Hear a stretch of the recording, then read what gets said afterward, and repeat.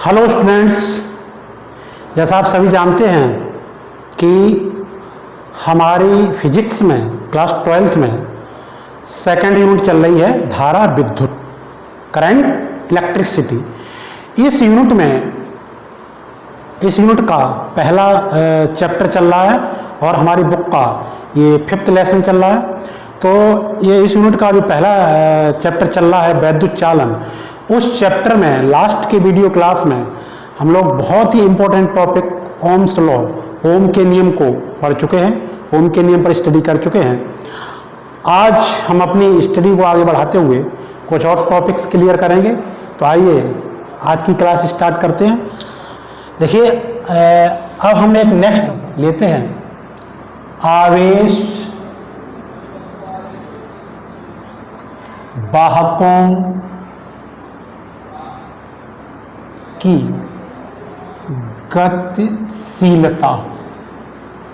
आवेश वाहकों की गतिशीलता, मोबिलिटी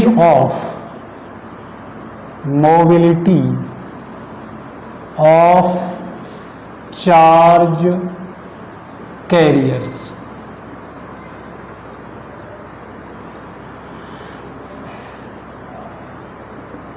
देखिए, आवेश वाहकों, जो धातुएं होती हैं उसमें आवेश वाहक कौन होता है?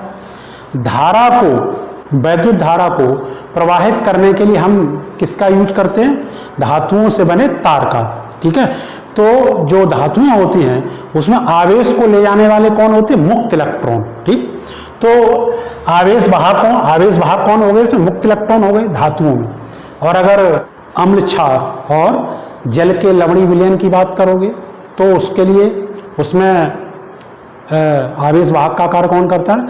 धनायन और ऋणायन। ठीक है, तो आवेश वाहकों की गतिशीलता, सीधी सीधी गतिशीलता का मतलब उनका चलना फिरना है। आप लोग मोबाइल यूज करते हो, मोबाइल का मतलब क्या होता है? गतिशीलता, चलना फिरना है। जैसे लैंडलाइन फ़ोन हो तो उस लैंडलाइन फ़ोन से जब हम बात करेंगे तो लैंडलाइन फ़ोन फिक्स होता है, एक ही जगह हमारा रखा होता है, तो उससे हम बात चल फिर के नहीं कर सकते। लेकिन जो मोबाइल फ़ोन है उससे आप कहीं भी होगे, कहीं पर भी उससे बात कर लो, चाहे छत में हो, छत पे हो, चाहे घर में हो, चाहे सड़क पे हो, चाहे दुकान पे हो, चाहे स्कूल में हो, चाहे बाजार में हो, तो उससे सब जगह बात कर सकते हैं। इसीलिए उसका नाम क्या रखा है? मोबाइल। ठीक है, मोबाइल का हिंदी मतलब क्या होता है? चलना फिरना, गतिशीलता। ठीक, ये मोबाइल से मतलब होता है। तो आवेश वाहकों की गतिशीलता, देखिए आगे भी आवेश वाहकों की गतिशीलता कैसे डिफाइन करेंगे कि किसी आवेश वाहक के लिए अनुगमन वेग Vd तथा आरोपित वैद्युत क्षेत्र की तीव्रता E का अनुपात आवेश वाहक की गतिशीलता न्यू कहलाता है।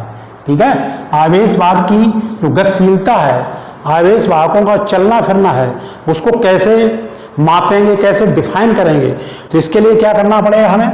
आवेश वाहक जो मुक्त इलेक्ट्रॉन है उनका अनुगमन वेग को हम लोग पीछे पढ़ चुके हैं। तो आवेश वाहक के अनुगमन वेग Vd और आरोपित वैद्युत क्षेत्र की तीव्रता E का अनुपात आवेश वाहक की गतिशीलता कहलाता है, जिसे हम लोग म्यू से डिफाइन करते हैं। ठीक है, देखिए, जब हम किसी चालक के सिरों पर विभवांतर स्थापित करते हैं तो उसमें क्या उत्पन्न हो जाता है? वैद्युत क्षेत्र उत्पन्न हो जाता है उस चालक में। ठीक, उस वैद्युत क्षेत्र के कारण ही मुक्त इलेक्ट्रॉन एक नियत वेग अर्जित करते हैं। उस वेग को क्या कहते हैं? उस वेग को अनुगमन वेग कहते हैं। इसको हम लोग पीछे पढ़ चुके हैं। ठीक, तो ये आपका क्या हो गया? आवेश वाहकों की गतिशीलता म्यू बराबर Vd/E। तो अगर इसका आप यूनिट देखेंगे, इसका मात्रक देखेंगे, तो देखिए आप, इसका मात्रक क्या हो गया? Vd क्या है? वेग है, तो वेग का मात्रक क्या होता है? मीटर पर सेकेंड। ठीक है, और वैद्युत क्षेत्र की तीव्रता का एक मात्रक क्या होता है? एक मात्रक होता है न्यूटन पर कूलम। ठीक है, और देखिए इसको हम और क्या लिख सकते हैं? मीटर पर सेकेंड अपॉन वैद्युत क्षेत्र की तीव्रता का दूसरा मात्रक होता है वोल्ट पर मीटर। इसको थोड़ा और आगे बढ़ाएंगे तो क्या हो जाएगा, ये आपका हो गया metre into coulomb upon Newton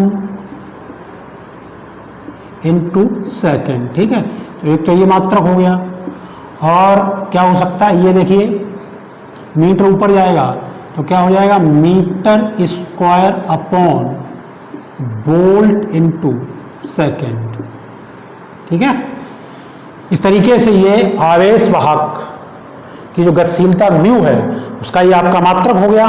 ठीक, अब देखिए जो आवेश वाहक की गतिशीलता म्यू है, इसको आगे, इस फॉर्मूले को आगे और किस तरीके से बढ़ा सकते हैं।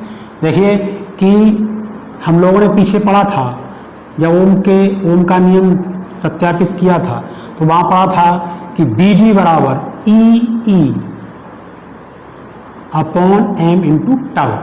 ठीक, मुक्त इलेक्ट्रॉन का जो अनुगमन वेग होता है बी डी बराबर क्या होता है, E upon M into tau. यहाँ स्मॉल ई क्या है, एक मुक्त इलेक्ट्रॉन का आवेश है, एम क्या है, द्रव्यमान है मुक्त इलेक्ट्रॉन का, टाउ का श्रांत काल। तो हम बी डी का मान जब यहाँ रखेंगे तो आप देखिए म्यू बराबर कितना आ जाएगा, म्यू बराबर आ जाएगा e into tau upon M into e. ठीक है, ई से ई कट जाएगा तो आपका म्यू बराबर देखिए कितना आ गया, म्यू बराबर आ गया ई टाउ अपॉन एम। इस फॉर्मूले से ये स्पष्ट हो रहा है कि आवेश वाहकों की जो गतिशीलता है वो वैद्युत क्षेत्र की तीव्रता ई पर डिपेंड नहीं करती है। ठीक है, ई पर निर्भर नहीं करती है। ठीक, अब यहां पे आप देख लीजिए कि जो गतिशीलता है म्यू वो ताप पर किस प्रकार निर्भर करती है।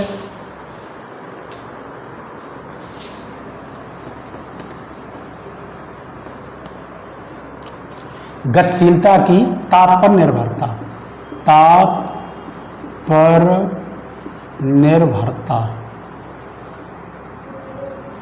हम लोगों ने अभी एक फॉर्मूला ये ड्राइव किया कि म्यू इक्वल ई टाउ अपॉन एम। ठीक, आप जानते हो जो आवेश वाहक यानी जो मुक्त इलेक्ट्रॉन है उनके लिए जो श्रांत काल होता है टाउ, इसका मान किस पर निर्भर करता है, ताप पर निर्भर करता है।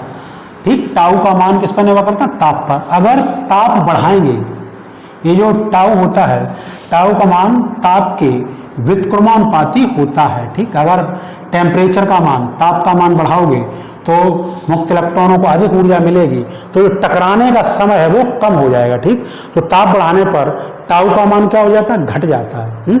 तो यहाँ से ये बात सिद्ध हो रही है कि अगर टेम्परेचर बढ़ाया जाएगा, ताप बढ़ाया जाएगा तो टाउ का मान बढ़ेगा, नहीं सॉरी, अगर ताप बढ़ाया जाएगा तो टाउ का मान क्या हो जाता है, टाउ का मान घट जाता है। ठीक है, तो इससे सिद्ध हो रहा है कि ताप बढ़ाने पर टाउ का मान क्या हो जाता है, कम हो जाता है। जब टाउ का मान कम हो जाता है तो म्यू का मान भी कम हो जाएगा। ठीक है, म्यू का मान ताप बढ़ाने पर क्या होता है, घटता, ताप बढ़ाने पर घटता है।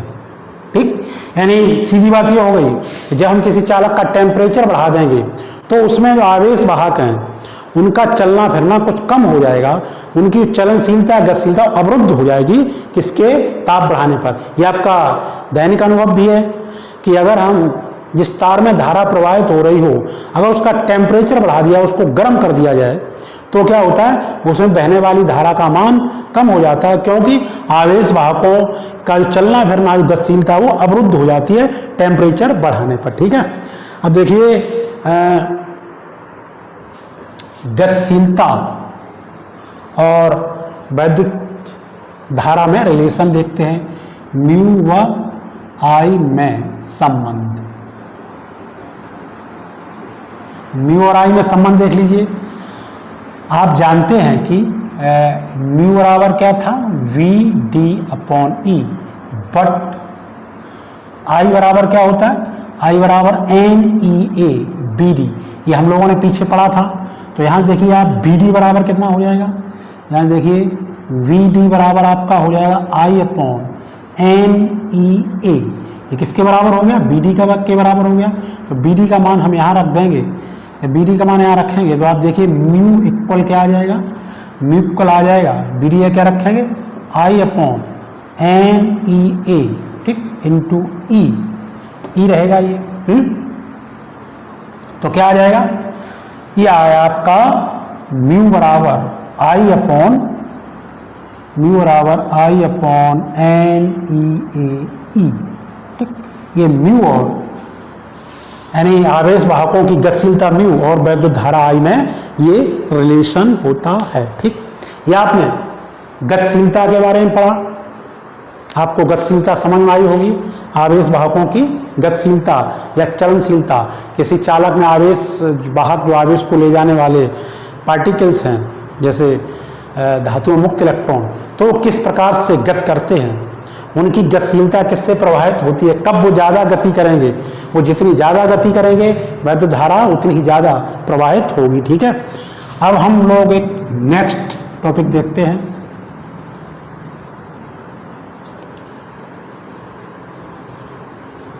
वैद्युत प्रतिरोध। नेक्स्ट हमारा टॉपिक क्या, वैद्युत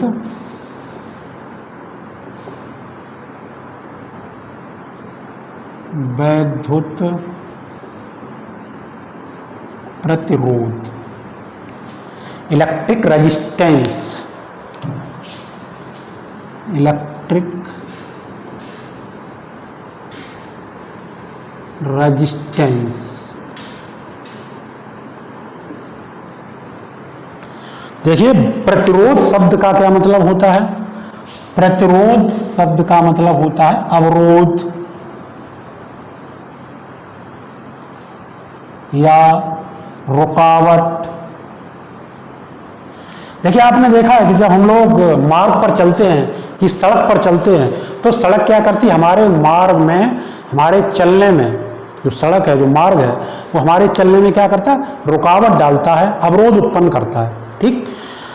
हमारी स्पीड कम करने के लिए कहीं कहीं पर क्या किया जाता है, सड़कों पर क्या बनाए जाते हैं, स्पीड ब्रेकर बना दिए जाते हैं, क्योंकि जहाँ पर स्पीड हमको कम करनी चाहिए भीड़ भाड़ वाली जगहों पर अगर हम लोग नहीं कम करते हैं तो इसके लिए क्या बना दिया जाता है, ब्रेकर, जिससे हमारी स्पीड वहाँ पे कम हो जाए, ठीक। इसी तरीके से देखिए कि जब किसी चालक में वैद्युत धारा प्रवाहित होती है तो चालक क्या करता है, चालक उसके मार्ग में क्या डालता है, रुकावट डालता है, अवरोध उत्पन्न करता है। तो चालक का यही गुण क्या कहलाता है, वैद्युत प्रतिरोध कहलाता है, ठीक। समझ में आया आपका वैद्युत प्रतिरोध। तो जो वैद्युत प्रतिरोध है इसका बहुत ही यूज होता है, क्योंकि जहाँ पर वैद्युत धारा का मान कम करना होता है वहाँ पर उस परिपथ में क्या कर दिया जाता है, प्रतिरोध लगा दिया जाता है, धारा के मार्ग में रुकावट डाली जाती, ठीक है। कैसे डाली जाती, किसके द्वारा डाली जाएगी, ये आप अभी पढ़ेंगे तब। देखिए आपके समझ आया कि वैद्युत धारा के मार्ग में जो चालक होता है वो क्या डालता है, रुकावट डालता है। तो चालक का यही गुण क्या कहलाता है, वैद्युत प्रतिरोध कहलाता है। इस वैद्युत प्रतिरोध का मेजरमेंट कैसे करेंगे, डिफाइन कैसे करेंगे, इसको नापेंगे कैसे।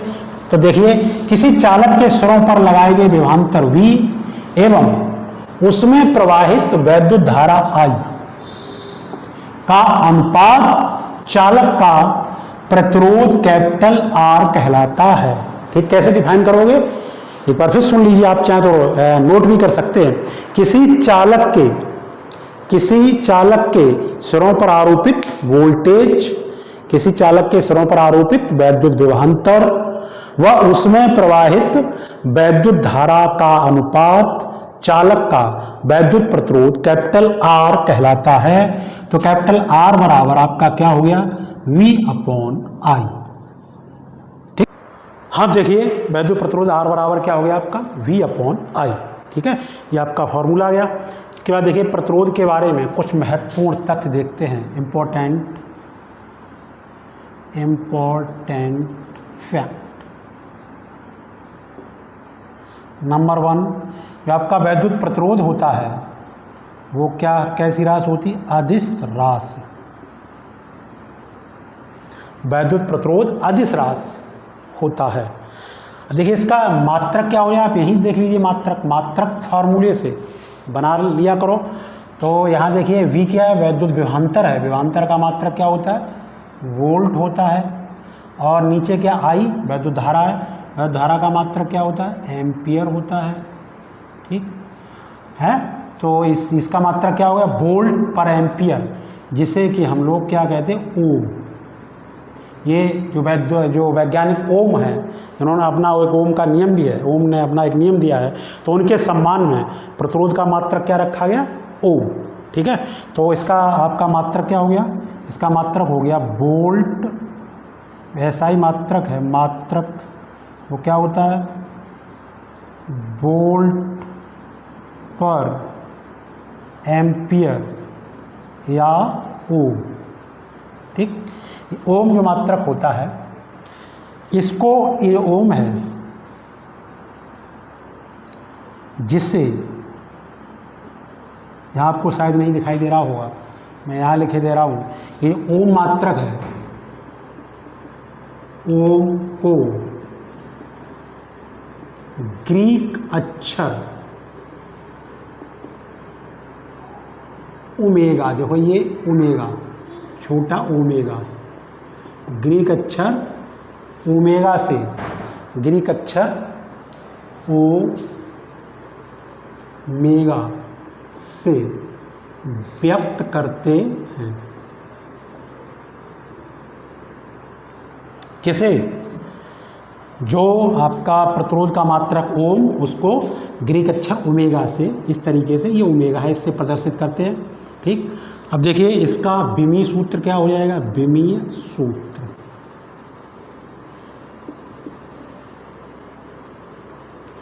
कभी भी सूत्र निकालिए। यहाँ देखिए वोल्ट पर एम्पियर, इसका मात्रक है वोल्ट पर मीटर, वोल्ट पर एम्पियर, वोल्ट पर एम्पियर। ठीक है, अब देखिए वोल्ट को हम दूसरे मात्रक में किस तरीके बदल सकते हैं, वोल्ट V इक्वल क्या होता था, W/Q। तो इसका दूसरा मात्रक क्या हो जाएगा, वोल्ट किस मात्रक के बराबर होगा, ये बराबर होगा आपका जूल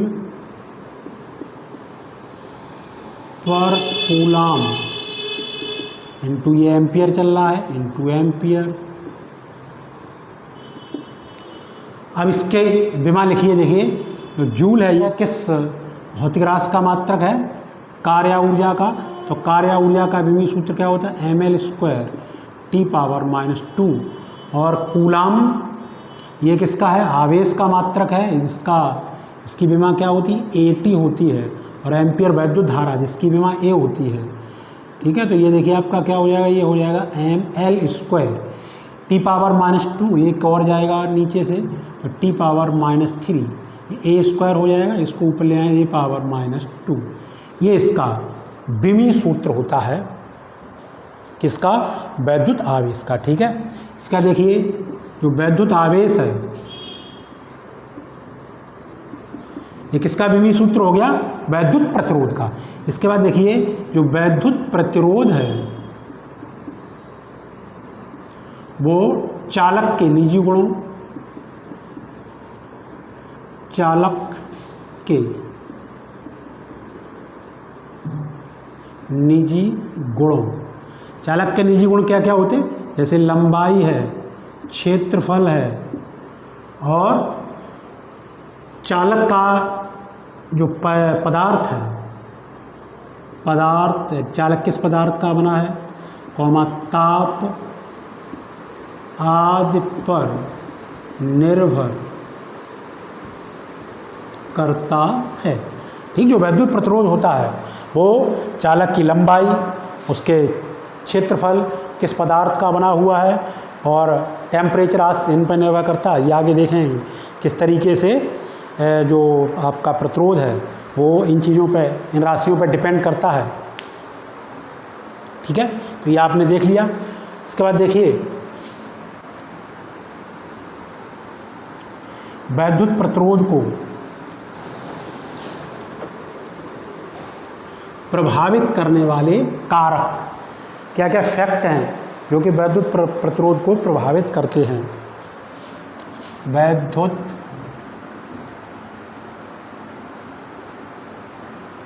प्रतिरोध को प्रभावित करने वाले कारक फैक्ट।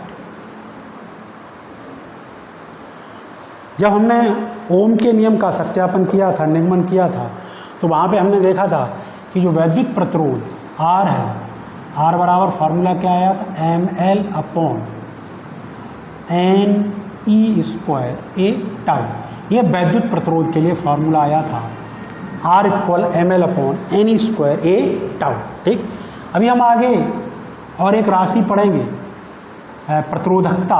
तो प्रतिरोधकता के पदों में R बराबर होता है रो इंटू L बटे ए। जो रो होता है वो किसी चालक के पदार्थ का विशिष्ट प्रतिरोध होता है, विशिष्ट प्रतिरोध अथवा प्रतिरोधकता होता है रो। ठीक है, ये आगे पढ़ेंगे। तो आप देखिए इस सूत्र से, देखिए इस सूत्र में M क्या है, M मुक्त इलेक्ट्रॉन का द्रव्यमान है, वो निश्चित होता है। L क्या है, चालक की लंबाई, चालक तार की लंबाई। तो यहाँ से देखिए क्या क्या स्पष्ट हो रहा है। हम इस फॉर्मूले से देख रहे हैं, number first R is proportional L। R जो है वो L के अनुक्रमानुपाती होता है, यानी किसी चालक का प्रतिरोध चालक की लंबाई के अनुक्रमानुपाती होता है। मीन्स अगर हम चालक की लंबाई ज़्यादा कर देंगे तो प्रतिरोध ज़्यादा हो जाएगा, और लंबाई कम करेंगे तो प्रतिरोध कम हो जाएगा। ठीक है, अगर प्रतिरोध ज़्यादा हो जाएगा तो उस चालक में धारा की प्रबलता कम हो जाएगी, और अगर प्रतिरोध का मान कम होगा तो धारा की प्रबलता ज़्यादा हो जाएगी। ठीक, तो जैसे हम अपने घर में वैद्युत धारा को हमें एक स्थान से दूसरे स्थान तक जब ले जाते हैं तो तार के माध्यम से ले जाते हैं, तो हमारी ये कोशिश होनी चाहिए कि तार को कम से कम लंबा रखें। सेकंड पार्ट आप यहाँ से क्या देख रहे हो कि और देखिए n मुक्त एकांक आयतन मुक्त इलेक्ट्रॉनों की संख्या होती है। अब वो जो चालक है वो किसी पदार्थ का बना होगा, तो उस पदार्थ के एकांक आयतन मुक्त इलेक्ट्रॉन संख्या निश्चित होगी, ये नियतमान राशि हो गई। ई क्या है, मुक्त इलेक्ट्रॉन का आवेश, ये नियत है। अब आ जाए ए, आर इनडायरेक्टली प्रोपोर्शनल टू ए, जो नीचे आर प्रोपोर्शनल टू 1 अपॉन ए। इसका मतलब किसी चालक का प्रतिरोध चालक तार के अनुप्रस्थ परिच्छेद के क्षेत्रफल के व्युत्क्रमानुपाती होता है। मीन्स अगर चालक के अनुप्रस्थ परिच्छेद का क्षेत्रफल ज़्यादा होगा तो वो जो प्रतिरोध है वो कम हो जाएगा। इसका मतलब सीधा ये हो गया कि अगर हमारा तार जितना ज़्यादा मोटा होगा उसका प्रतिरोध उतना ही कम होगा। ठीक, और जब प्रतिरोध कम होगा तो उसमें वैद्युत धारा की प्रबलता ज़्यादा होगी, यानी वैद्युत धारा ज़्यादा प्रवाहित होगी। ठीक है, तो ये आपका हो गया R indirectly proportional to 1 upon a. और देखिए आप क्या देख रहे हैं, एक राशि और है कि R indirectly proportional to tau 1 upon tau. ये टाउ क्या है, श्रांत काल। ठीक है, तो जो प्रतिरोध है वो श्रांत काल के व्युत्क्रमानुपाती होता है। श्रांत काल का मान अगर ज़्यादा होगा तो प्रतिरोध का मान कम होगा। आप जानते हो कि tau indirectly proportional to 1 upon T. Means अगर ताप का मान ज़्यादा होगा तो टाउ का मान कम हो जाएगा।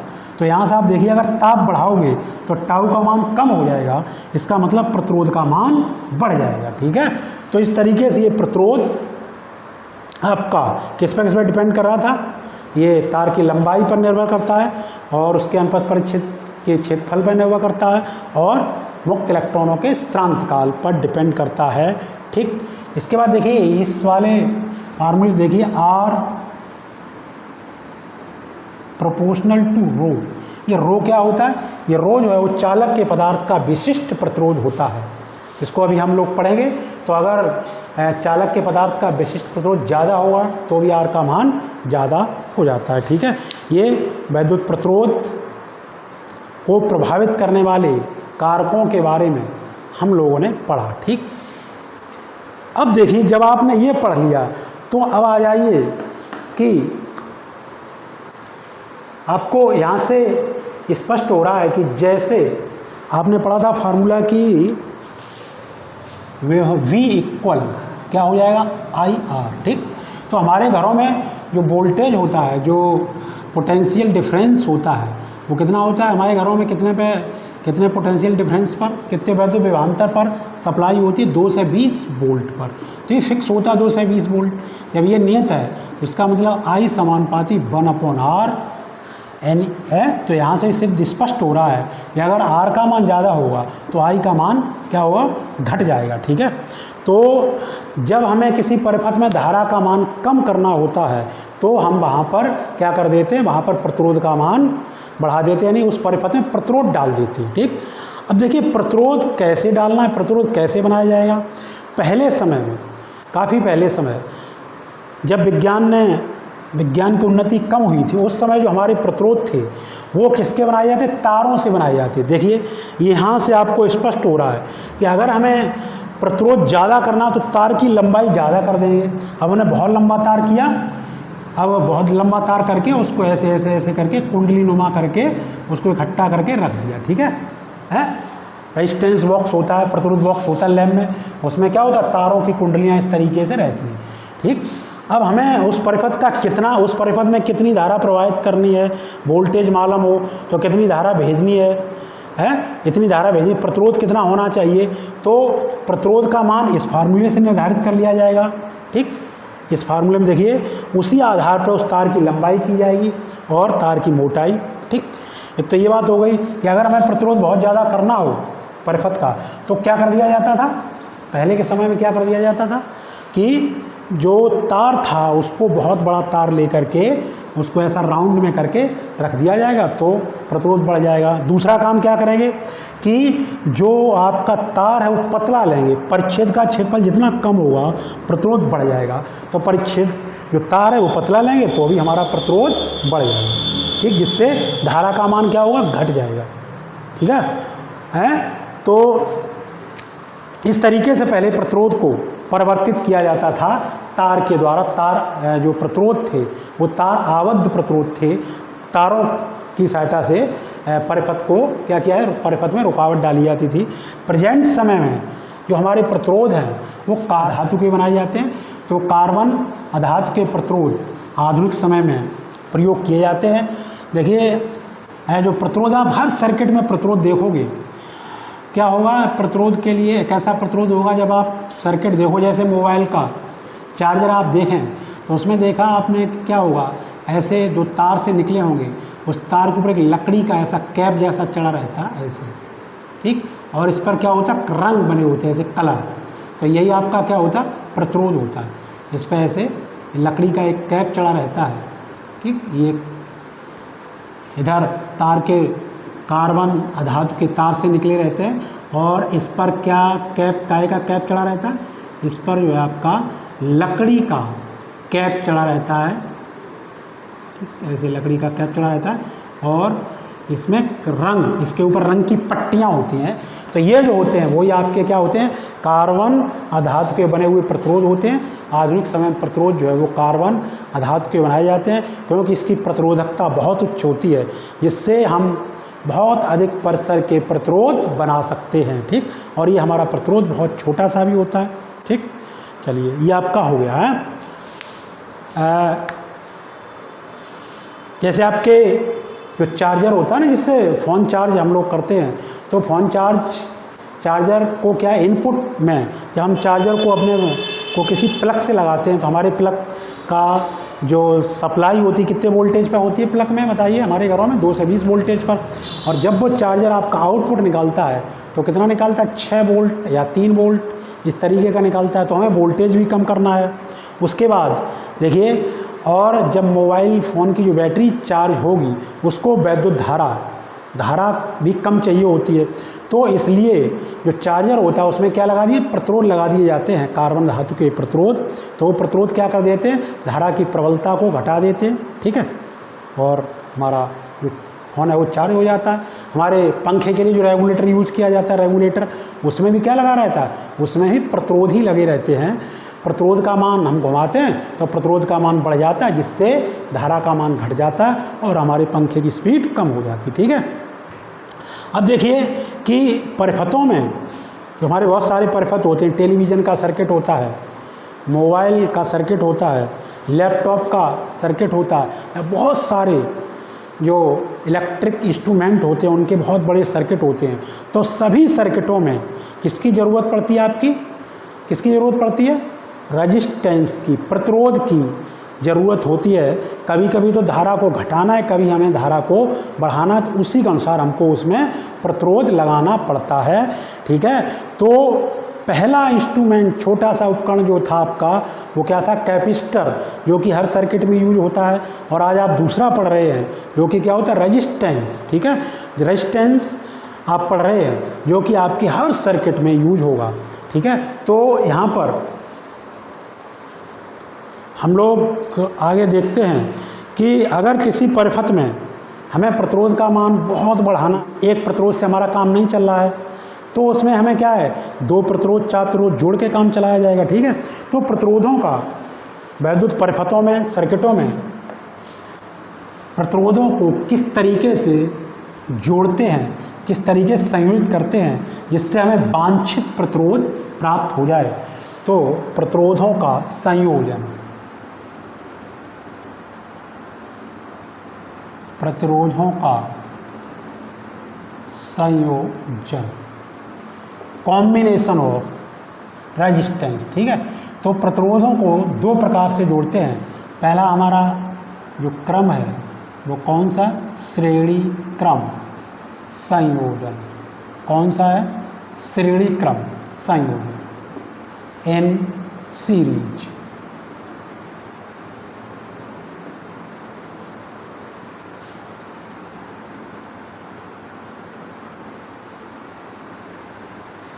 देखिए, सीरीज में, श्रेणी क्रम में प्रतिरोधों को कैसे जोड़ोगे? वह है क्रम जिसमें प्रत्येक प्रतिरोध का दूसरा सिरा, प्रतिरोध में कितने सिरे होंगे? 2। तो प्रत्येक प्रतिरोध का दूसरा सिरा किससे जोड़ोगे? अगले प्रतिरोध के पहले सिरे से।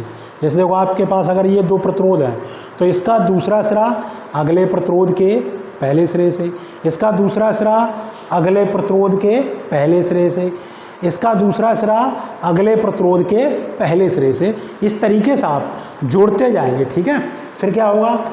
हमारे पास अब 2 सिरे बचे, पहले प्रतिरोध का पहला सिरा और अंतिम प्रतिरोध का दूसरा सिरा, जिसे विद्युत स्रोत, बैटरी, सेल आदि से जोड़ देंगे। ठीक है, तो आपको श्रेणी क्रम समझ में आया होगा कि श्रेणी क्रम संयोजन में क्या करेंगे कि हर प्रतिरोध का दूसरा सिरा अगले प्रतिरोध से जोड़ते चले जाएंगे। देखिए किस तरीके से प्रतिरोध का जो परिपथ प्रतीक होता है वो ये होता है। ठीक, अगर इस तरीके का कहीं चिन्ह बना है तो आप समझ लेंगे ये किसका प्रतीक है? वैद्युत प्रतिरोध का। ठीक, यानी ये धारा के मार्ग में रुकावट डालने वाला, धारा के मार्ग में रुकावट डालने वाला क्या है? एक सर्किट है। देखिए, ये पहला प्रतिरोध हो गया। अब इसका दूसरा सिरा किससे जोड़ें? अगले प्रतिरोध के पहले सिरे से जोड़ देंगे। फिर इस यही क्रम आगे चलता जाएगा, जितने ही प्रतिरोध हैं उनको हम ऐसे जोड़ते जाएंगे। अब आपका जो पहला प्रतिरोध का पहला सिरा और अंतिम प्रतिरोध जो है उसका दूसरा सिरा, इनको कहाँ से जोड़ दोगे? इनको हम लोग जोड़ देंगे स्रोत से। चलिए, हमारे पास एक सेल है, इस सेल से हमने इनको क्या कर दिया? जोड़ दिया। ठीक है, देखिए अब ये जो सेल है, इस सेल से धारा चलेगी जो कि ऋण इलेक्ट्रोड से धन इलेक्ट्रोड की तरफ बहेगी। मान लीजिए सेल से चलने वाली धारा आई है, तो देखिए ये आई धारा, ये आई धारा यहाँ से आएगी। इन सभी प्रतिरोधों में ये कितनी धारा प्रवाहित होगी? आई धारा प्रवाहित होगी और इधर से होकर के इस तरीके से पुनः पुनः सेल के ऋण इलेक्ट्रोड में प्रवेश कर जाएगी ये धारा। अब आप देखिए यहाँ से ये जो प्रतिरोध है इसका मान R1 मान लें, ये प्रतिरोध R2 मान लें, ये प्रतिरोध R3 मान लें। इसके सिरों पर विभवांतर V1, इसके सिरों पर विभवांतर V2 और इसके सिरों पर विभवांतर V3। ठीक, तो इस तरीके से आप देख रहे हैं कि जब हम प्रतिरोधों को श्रेणी क्रम में जोड़ेंगे, बहुत इंपॉर्टेंट बात है, इसको आप बहुत ध्यान से देखेंगे और याद भी रखेंगे कि जब प्रतिरोधों को श्रेणी क्रम में जोड़ते हैं तो सभी प्रतिरोधों में धारा की प्रबलता समान होती है, यानी सभी प्रतिरोधों में समान धारा बहती है। देखो यहाँ से जितनी धारा जाएगी अभी धारा यहाँ से आई तो धारा को जाने के लिए एक ही तो रास्ता है, इस रास्ते जितनी धारा यहाँ थी वो सारी इस रास्ते से जाएगी। ठीक, तो श्रेणी क्रम में जब हम प्रतिरोधों को जोड़ेंगे तो उनके सिरों पर धारा, सभी के सिरों पर धारा का मान समान होगा, लेकिन उनके सिरों पर विभवांतर अलग अलग होगा, क्योंकि आपने फार्मूला पढ़ा था V = IR। ठीक है, जब I सबके लिए समान है तो V प्रोपोर्शनल R। ठीक, तो जब सभी प्रतिरोधों के, ये तो प्रतिरोध अलग अलग हैं R1 R2 में, तो जब प्रतिरोध अलग अलग होंगे तो इनके सिरों पर विभवांतर का मान भी अलग अलग हो जाएगा। तो जब हम प्रतिरोधों को श्रेणी क्रम में जोड़ेंगे तो इनके सिरों पर विभवांतर क्या होगा, अलग अलग होगा। ठीक, तो माना चित्रानुसार R1, R2, R3 प्रतिरोध श्रेणी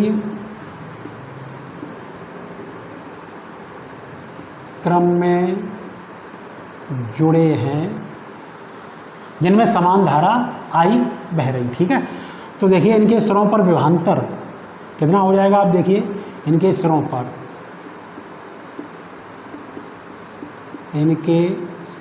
पर विभवांतर B1 बराबर क्या हो जाएगा आपका IR1, और B2 बराबर क्या हो जाएगा IR2, B3 बराबर क्या हो जाएगा IR3। ठीक, ये इनके सिरों पर विभवांतर हो जाएगा। आप देखिए परिपथ का कुल विभवांतर B = B1 + B2 + B3, तो B = आपका कितना आ जाएगा IR1 + IR2 + IR3। ठीक है, ये कुल विभवांतर हो गया है। अब देखिए ये कुल विभवांतर, ये V, ये कुल विभवांतर हो गया। अगर हम इन तीनों प्रतिरोधों को हटा दें, एक प्रतिरोध लगाएं, वो कितना हो, उसकी जो क्षमता वो कितनी हो, R हो, तो क्या हो जाएगा, तब उस कंडीशन में V बराबर कितना हो जाएगा IR। एक ऐसा प्रतिरोध लगाएं जिस प्रतिरोध की क्षमता इन तीनों प्रतिरोधों के बराबर हो, तो उससे क्या कहोगे, उसे तुल्य प्रतिरोध कहोगे। उस कंडीशन V बराबर IR हो जाएगा। इसलिए आप यहाँ देखिए क्या आ जाएगा, यहाँ से हो जाएगा IR = I इधर से कॉमन लेंगे R1 + R2 + R3, I से I कट जाएगा आपका, R = R1 + R2 + R3। ठीक है, तो ये श्रेणी क्रम में अगर हम प्रतिरोधों को जोड़ देंगे तो आपने देखा कि कुल प्रतिरोध कितना हो जाएगा, कुल प्रतिरोध उन अलग अलग प्रतिरोधों के योग के बराबर हो जाएगा। इसका मतलब ये है कि अगर हमें किसी परिपथ का प्रतिरोध बढ़ाना है तो प्रतिरोधों को किस में जोड़ेंगे, श्रेणी क्रम में जोड़ेंगे। ठीक है, समझ गए बात ये। ठीक, अब देखिए प्रतिरोधों का नेक्स्ट कॉम्बिनेशन, ये आपका श्रेणी क्रम संयोजन हो गया।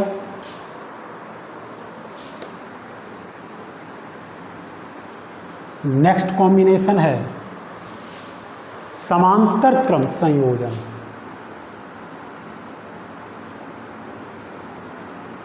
समांतर क्रम संयोजन नंबर 2, इन पैरेलल।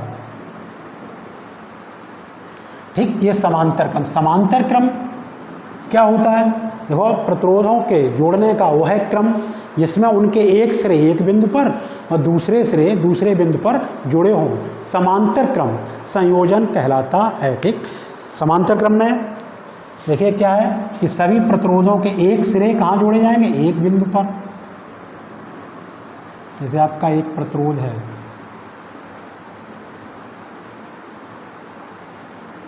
ये दूसरा प्रतिरोध,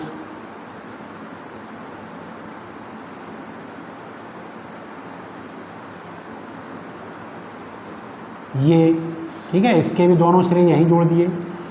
तीसरा प्रतिरोध, तीसरे प्रतिरोध के भी एक सिरा ये दूसरा ये। ठीक, इस तरीके से प्रतिरोधों को जोड़ करके और इन सिरों को हमने किसी बाह्य स्रोत सेल बैटरी से जोड़ दिया। ये सेल का प्रतीक होता है।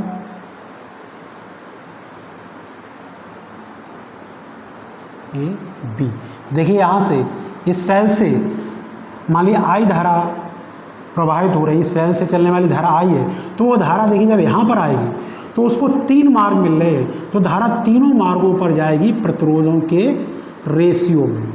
ठीक, तो इस मार्ग में मान लीजिए I1 धारा जा रही है, इस मार्ग में I2 धारा जा रही है, इस मार्ग में I3 धारा जा रही है, और ये प्रतिरोध R1 R2 और ये R3 है।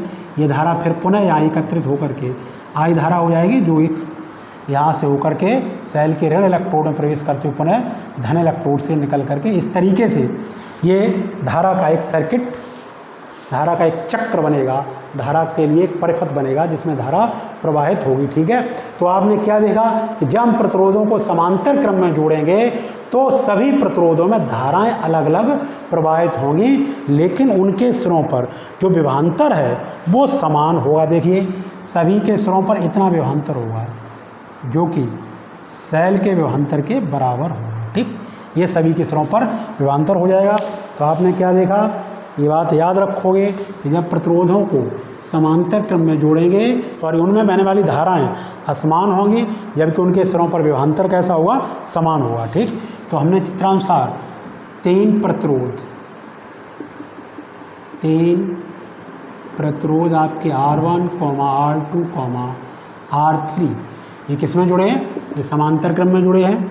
इनमें बहने वाली धाराएं कितनी, I1, I2, I3 हैं। ठीक, तब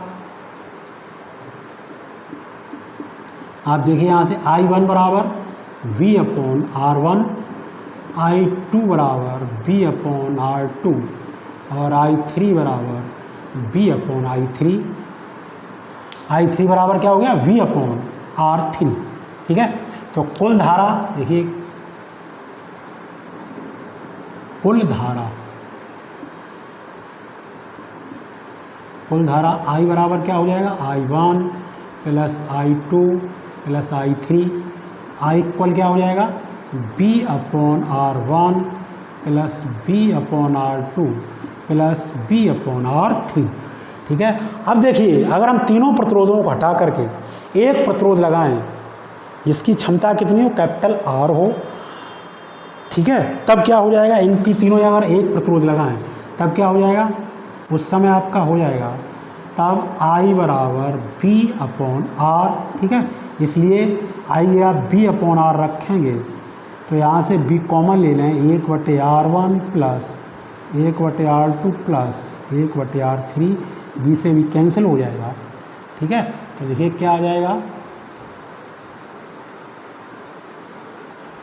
ये आप देखिए 1/R equal 1/R1 plus 1/R2 plus 1/R3। ठीक, तो यहाँ देखिए, यहाँ से क्या बात स्पष्ट हो रही है, समांतर क्रम में जुड़े प्रतिरोधों के तुल्य प्रतिरोध का व्युत्क्रम अलग अलग प्रतिरोधों के व्युत्क्रमों के योग के बराबर होता है। इससे बात सिद्ध होगी कि जब हम प्रतिरोधों को समांतर क्रम में जोड़ देंगे तो कुल प्रतिरोध क्या हो जाएगा, घट जाता है। ठीक है, क्या हो जाता है, कुल प्रतिरोध घट जाता है। जब हमें सर्किट का प्रतिरोध घटाना होगा, कम करना होता है, तो प्रतिरोधों को कौन से क्रम में जोड़ देते, समांतर क्रम में जोड़ देते। ठीक है, देखिए हमारे घरों में जितने भी इंस्ट्रूमेंट लगे होते हैं, जैसे पंखा, फ्रिज, टेलीविज़न, ये सब आपस में कौन से क्रम में जुड़े होते हैं, बल्ब, LED, ये सब आपस में समांतर क्रम में जुड़े होते हैं। ठीक है, और हमारे घर में स्विच के साथ जितने इंस्ट्रूमेंट लगे होते हैं वो सब श्रेणी क्रम में लगे। स्विच के साथ पंखा, तो कौन से क्रम में लगा है, स्विच के साथ पंखा, श्रेणी क्रम में। ठीक है, आप सीधा देखिए, जैसे ही एक वायर जा रहा है, वायर तार जा रहा है, तार दो तार आपके जाएंगे। ठीक, करंट को फ्लो करने के लिए हमको 2 तारों की आवश्यकता होगी, तो 2 तार जा रहे हैं। ठीक, तो अगर हमें इन तारों में एक क्या लगाना है, इनके साथ एक बल्ब लगाना है, चलो एक बल्ब ये लग गया। हम आपसे कहें कि इस बल्ब के साथ दूसरा बल्ब आप समांतर क्रम में लगाइए, तो आप क्या करेंगे, तो आप ये करेंगे, इसका ये भी तार कट करेंगे, ये भी तार कट करेंगे। ठीक, इन दोनों से ऐसे इस तरीके से एक बल्ब लगा देंगे तो ये दोनों किस क्रम में जुड़ गए, समांतर क्रम में। अगर हम कहें आपसे श्रेणी क्रम में लगाइए, तो आप क्या करोगे, सिर्फ एक ही वायर को कट करोगे, काटा, और यहाँ पर एक आपने क्या लगा दिया, ये बल्ब लगा दिया। अभी ये कौन सी क्रम में जुड़ गए, अभी आपके श्रेणी क्रम में जुड़ गए। ठीक है, तो इस तरीके से आपका ये प्रतिरोधों का श्रेणी क्रम संयोजन और समांतर क्रम संयोजन हुआ, आपको समझ में आया होगा। आप इसको अच्छे से तैयार करें इस टॉपिक को। वैद्युत प्रतिरोध आपका बहुत इंपॉर्टेंट है, दैनिक जीवन के लिए बहुत इंपॉर्टेंट है। मैंने बता दिया हर इंस्ट्रूमेंट में वैद्युत प्रतिरोध का यूज होता है। ठीक है, चलिए आज की क्लास को यहीं पर रेस्ट कराते हैं, यहीं पर छोड़ते हैं। नेक्स्ट वीडियो में हम लोग मिलेंगे नेक्स्ट टॉपिक के साथ। ठीक है, ओके।